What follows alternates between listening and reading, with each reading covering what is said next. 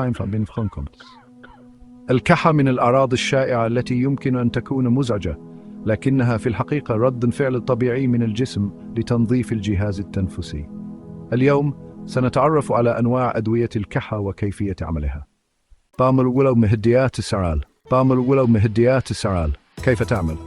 تقليل الكحة إما بمنع المستقبلات في الرئة أو في المخ. أنواعها: المهدئات الطرفية، استنشاق بخار الماء الساخن. بنزوناتيت، لا يستخدم للحامل أو الأطفال تحت 10 سنوات. بايبازيثيت مثل سيلجون. المهدئات المركزية، أوبيويدز مثل المورفين لكنه ممنوع بسبب الإدمان. كودين يسبب إمساكا واكتئابا تنفسيا. فولكودين مثل سيرينول، ودكستروميثورفان مثل كودايفن. بوتاميريت مثل ساينيكود. المجموعة الثانية مذيبات البلغم. كيف تعمل؟ تجعل البلغم أقل لزوجة وأسهل في الطرد.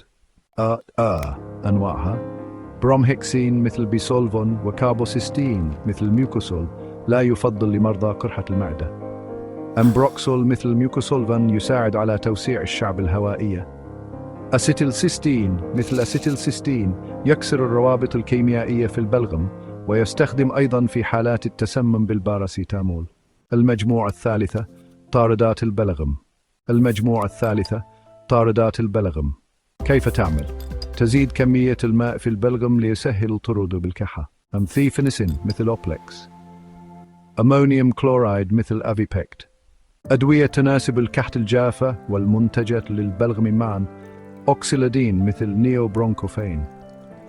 أدوية الأعشاب مثل ورق الجوافة، الزعتر واللبلاب مثل جوافا، آيفي برونت. الجرعات الموصى بها: أقل من 6 سنوات، 2.5 مل، نصف ملعقة صغيرة 3 مرات يوميا.